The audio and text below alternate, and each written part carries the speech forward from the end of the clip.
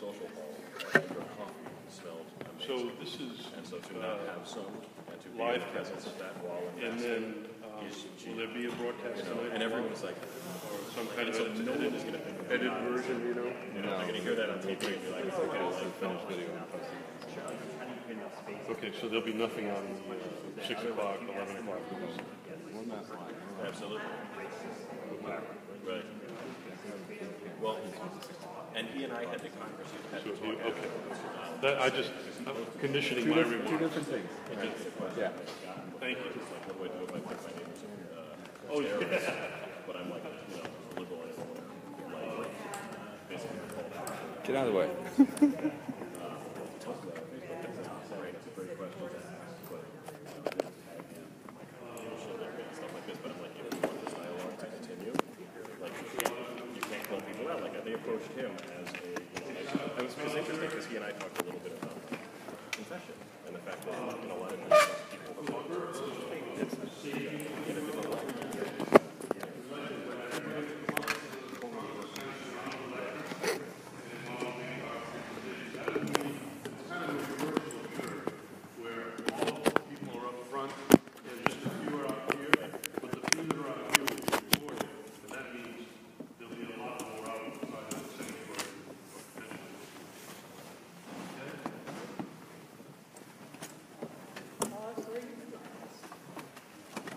All around the lectern. I'm going to say it.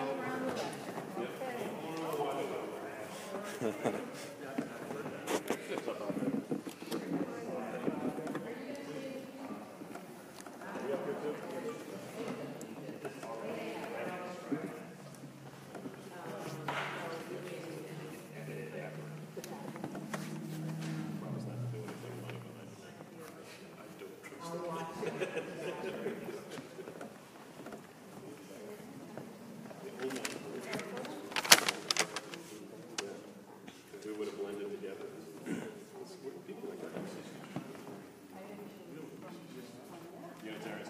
We're here in the South Congregational Church. This group is supposed to be announcing plans for a sanctuary project for undocumented people and their families living in Springfield. They say there are approximately 5,000 to 6,000 undocumented residents in the city. This is a plan started by faith leaders from 6 Springfield congregations and the Pioneer Valley Project. They're going to work to help these people stay in the city and avoid deportation and other criminal charges, etc. It's about to begin. My name is Reverend Tom Gerstenlauer. I'm a senior pastor here at South Congregational Church, and I want to make a public announcement today for the benefit of our people here, but as well for those who live in Springfield and in Pioneer Valley. Ours is a faith tradition that clearly favors welcome over rejection. In the most ancient stories, when Abram and his family responded to God's invitation to settle in Canaan, hospitality toward other travelers was central to their sense of community. Wherever they found rejection along the way, destruction followed. Think Abram with strangers in his camp, Lot with angels in Sodom, and the afflictions that befell the houses of Pharaoh and the cities of Sodom and Gomorrah following their mistreatment and rejection of God's people. So the law handed down to Moses said, when an alien resides with you in your land, you shall not oppress the alien. The alien who resides with you shall be to you as the citizen among you.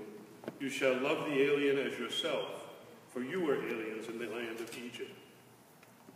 When Jesus sent his disciples out into the countryside and the cities of his time, he gave them a teaching about the good news of God's presence among the people, and this advice: whatever town or village you enter, find out who in it is worthy, and stay there until you leave. As you enter the house, greet it. If the house is worthy, let your peace come upon it. But if it is not worthy, let your peace return to you. If anyone will not welcome you or listen to your words, shake off the dust from your feet as you leave that house or town.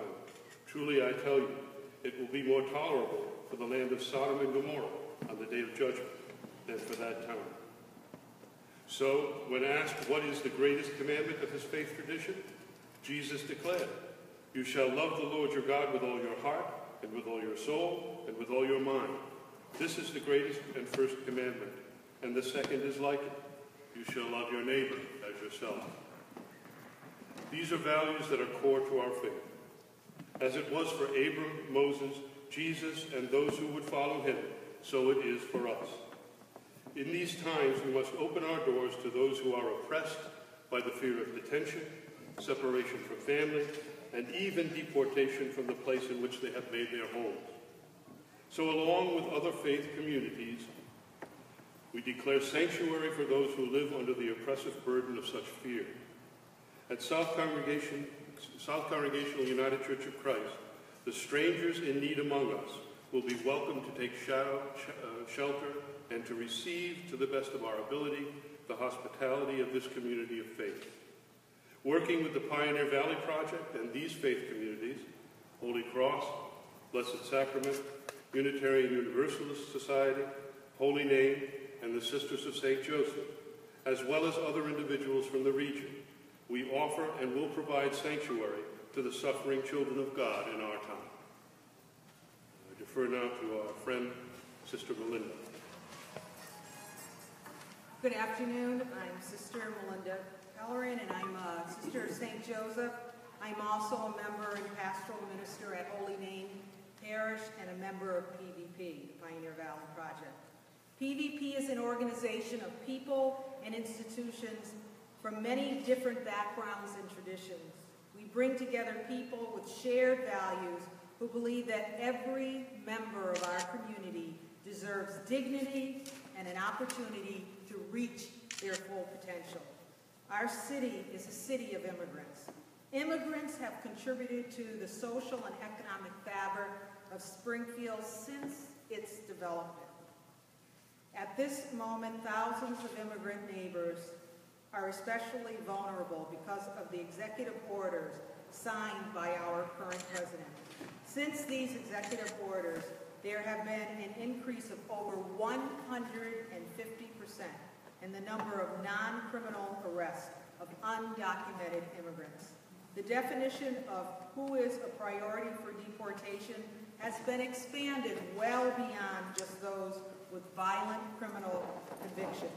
This is part of what has been called a blueprint for mass deportation.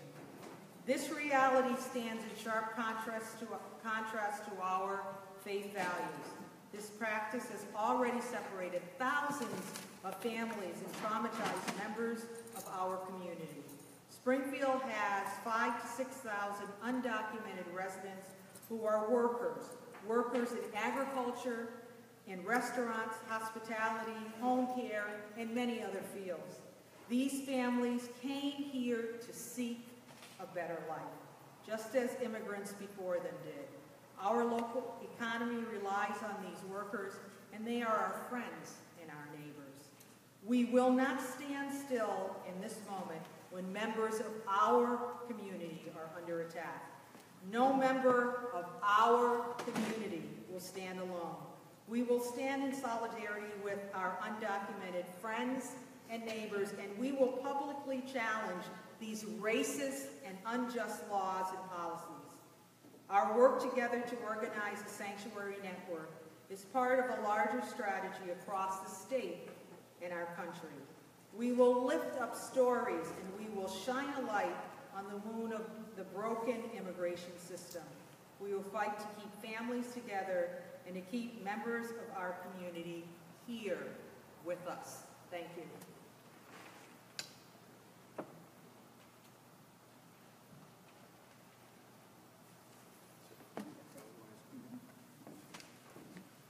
Buenas tardes, mi nombre es Diácono Kevin McCarthy, yo soy de la parroquia del Santísimo Sacramento, Las Almas, aquí en la ciudad de Springfield. Solamente yo quería compartir algunas palabras en español. Al principio yo voy a empezar con algunas de las palabras de Reverendo Tom y después yo voy a añadir un poquito más. La nuestra es una tradición de fe que claramente favorece la bienvenida sobre el rechazo. En las historias más antiguas, cuando Abraham y su familia respondieron a la invitación de Dios a establecerse en Canaán. La hospitalidad hacia otros viajeros era fundamental para su sentido de comunidad.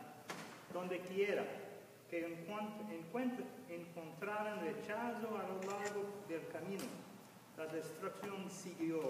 Piensa en Abraham con extraños en su campamento, Lot con los ángeles en Sodoma y las aflicciones que sucedieron en la casa de Faraón y en las ciudades de Sodoma y Gomorra, después de su maltrato y rechazo al pueblo de Dios. Y también es importante de reconocer las palabras de Jesucristo. Amarás al Señor tu Dios con todo tu corazón, con toda tu alma y con toda tu mente. Este es el mayor y primer mandamiento. Y un segundo es semejante. Amarás a tu prójimo como a ti mismo. Y ahora quisiera compartir una palabra mía. También es importante de reconocer que todos nosotros somos prójimos. También que es importante reconocer que la Sagrada Familia, Jesús, María y José, ellos eran refugiados también. Ellos se fueron del país de Egipto sin permiso, sin documentos también. Y ellos recibieron una bienvenida en otro país. Y por eso también es importante que nosotros aquí en la ciudad de Springfield, que todos nosotros da un bienvenido también. En nombre de Cristo, en nombre de todos nosotros como vecinos, como hermanos y hermanas. Gracias.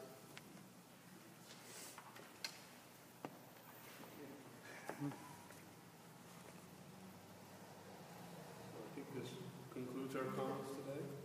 Thank you for coming.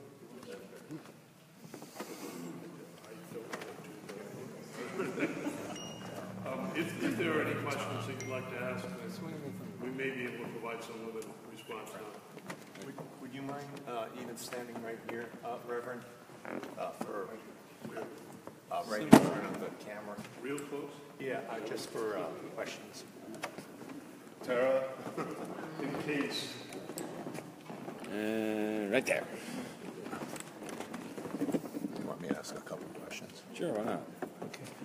If you could just describe the type of sanctuary this would be, as far as the hours and the lodging that you would have here.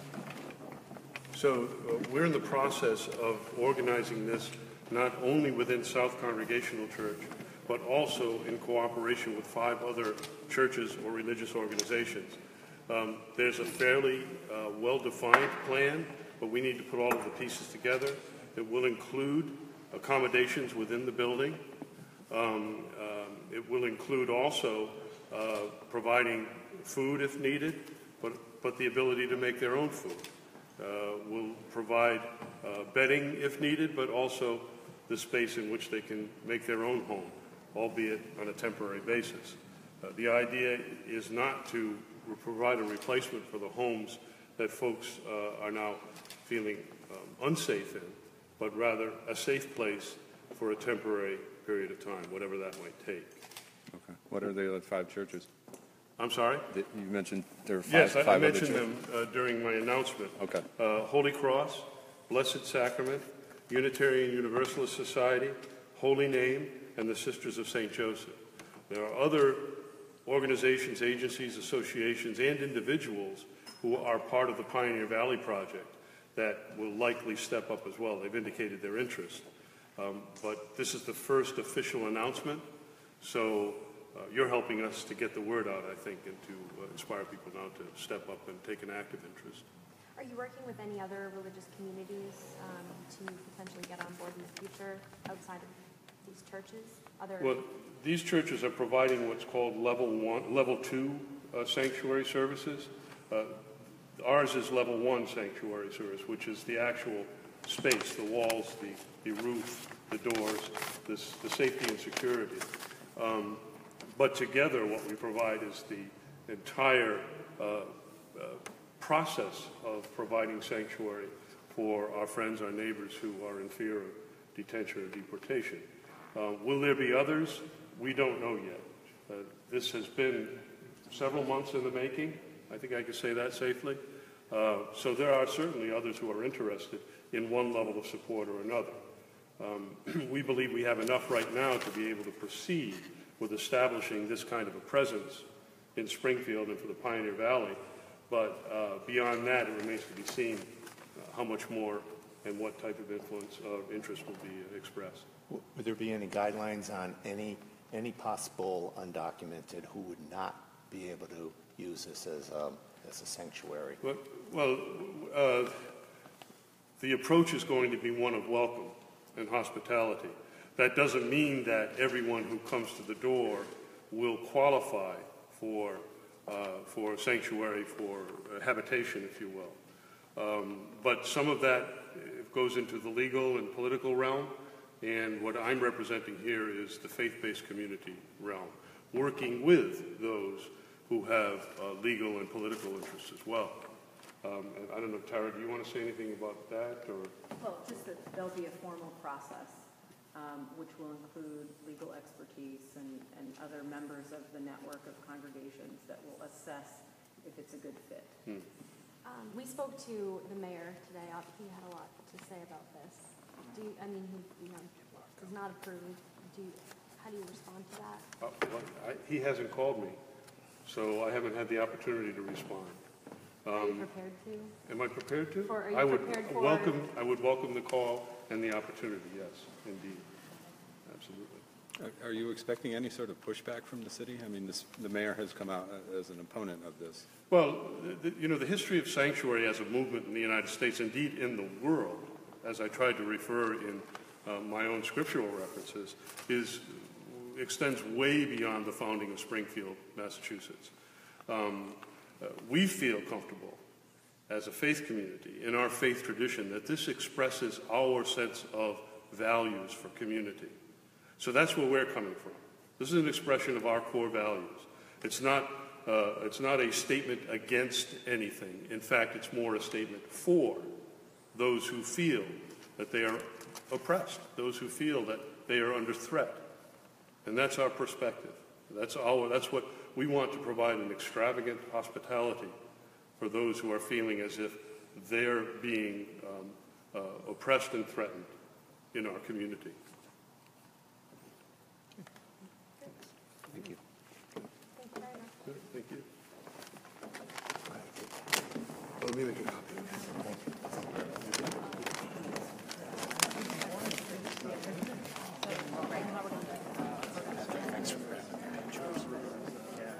you.